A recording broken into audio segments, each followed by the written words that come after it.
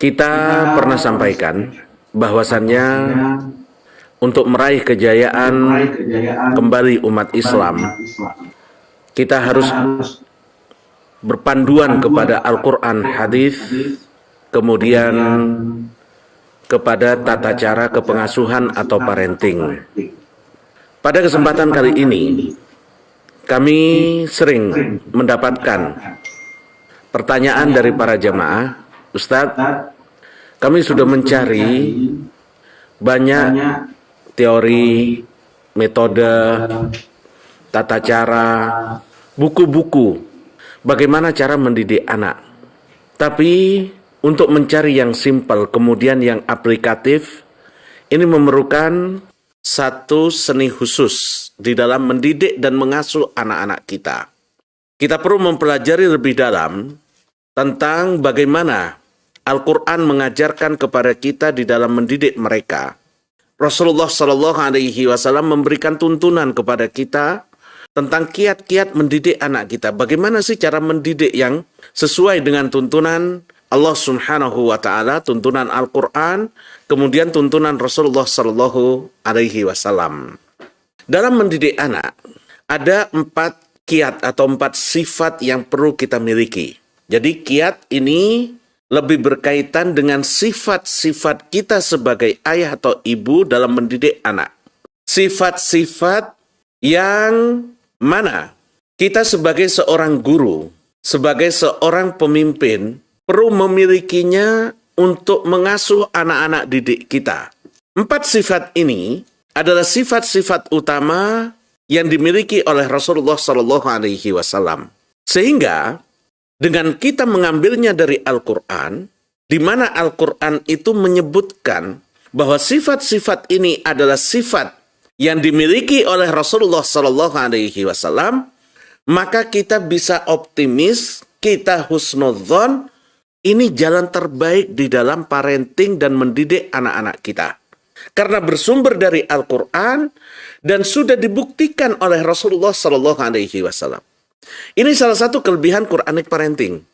Teori-teori parenting yang lain bersumber dan berdasar kepada pemikiran, konsep seseorang yang belum tentu konsep itu layak untuk diterapkan.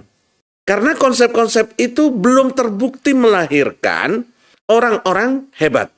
Tapi kalau pribadi Rasulullah SAW di dalam mengasuh putra-putri beliau, di dalam mengasuh cucu beliau, di dalam mengasuh sahabat-sahabat beliau, ini salah satu kelebihan. Dan satu-satunya teori parenting yang sudah terbukti adalah parenting yang berdasarkan pada Al-Quran dan hadis Rasulullah SAW. Karena kita dapatkan contoh nyata bagaimana dulu para sahabat yang hidup di dalam kesyirikan, yang hidup di dalam kegelapan, mereka bisa berubah hanya dalam hitungan tahun menjadi orang-orang hebat dan istimewa.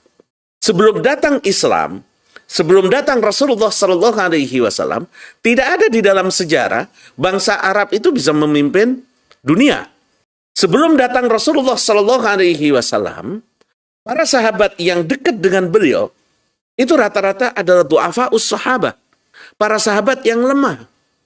Baik dari sisi jasmani, baik dari sisi ekonomi, sahabat-sahabat yang dekat dengan Rasulullah SAW mayoritas adalah orang-orang yang lemah. Sebut saja Suhaib, Ibnu Mas'ud, radhiyallahu anhum ajmain.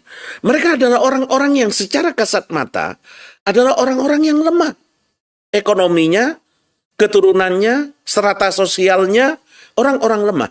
Tapi ketika datang Islam, sebagaimana kata Umar ibn Khattab, kunna adillah. Kami dulu adalah orang-orang yang terhina. Bangsa Arab dulu bangsa yang nggak dilihat. Dalam percaturan dunia, itu yang menguasai Romawi, Persia, Mesir. Mereka yang punya sejarah-sejarah masa lalu. Mereka orang-orang yang sudah biasa mengatur dunia ini. Bangsa Arab nggak ada. Nah, datangnya Rasulullah SAW dengan sifat-sifat, sikap-sikap beliau, yang kemudian melahirkan orang-orang hebat. Metode inilah yang perlu untuk kita gali kembali kalau kita ingin menyiapkan generasi-generasi unggul, generasi-generasi yang baik, maka nggak ada jalan bagi kita kecuali kembali kepada tata cara pengasuhan, teori parenting yang bersumber dari Al-Quran dan Sunnah Rasulullah Sallallahu Alaihi Wasallam.